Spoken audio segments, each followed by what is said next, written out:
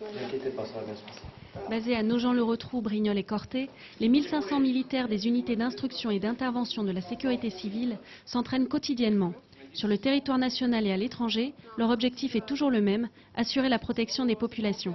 Bon, les missions des militaires de la sécurité civile en général, pour les 3 unités, portent sur le domaine des risques naturels, inondations, feux de forêt, tremblements de terre, les risques technologiques et les risques de la vie courante, secours à personne.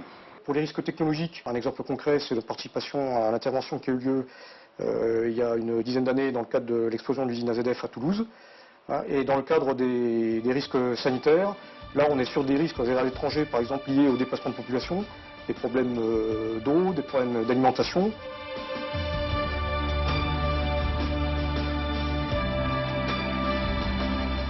Rattachées au ministère de l'Intérieur et placées sous l'autorité d'un préfet, ces unités viennent en renfort d'autres acteurs de la sécurité civile, comme les sapeurs-pompiers, lorsque les circonstances exigent un appui, une préparation ou des moyens particuliers.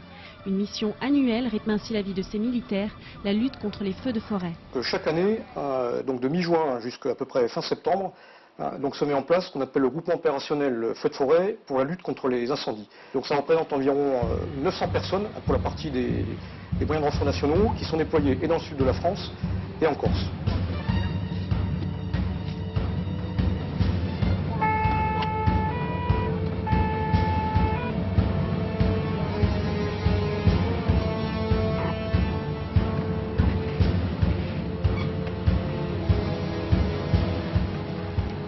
Des exercices quotidiens sont organisés pour préparer les militaires à affronter des incendies ou d'autres catastrophes naturelles.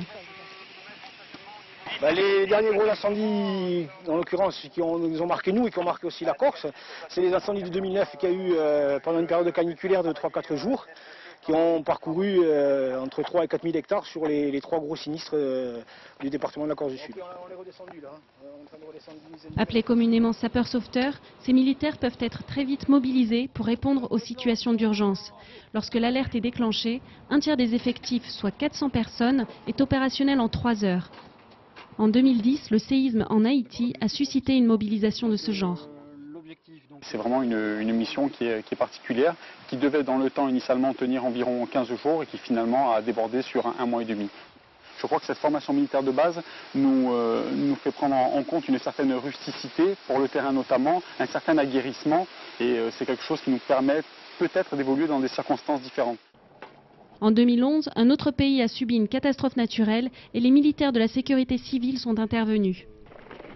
Concernant le Japon, la mission était quand même assez particulière. C'est la première fois que l'État français envoyait donc une USD, unité sauvetage et blême, dans le contexte radioactif. Il a fallu surtout se sécuriser au maximum, de façon à ce que les équipes de reconnaissance puissent valider le secteur, pour qu'on puisse employer les personnes en toute sécurité.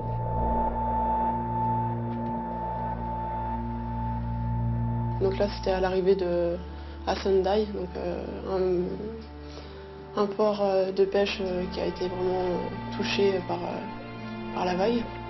Donc on vérifiait toutes les habitations pour voir si des victimes étaient présentes sur les lieux. Il y a des signalisations qu'on marque sur les murs pour dire que tel pays est passé dans ce bâtiment, s'il y a eu ou pas des victimes, combien, si elles ont été retrouvées vivantes ou décédées. Et voilà. Séisme au Japon et en Haïti, incendie en Corse, inondations dans le Var, tempête dans les Landes. Ces dernières années, les militaires de la sécurité civile ont été fortement sollicités. Ces différentes opérations les ont confortés dans leur choix de carrière. Pouvoir apporter un soutien, apporter ne serait-ce qu'un sourire, c'est quelque chose de très très fort et c'est un ressentiment très important, une grande valeur.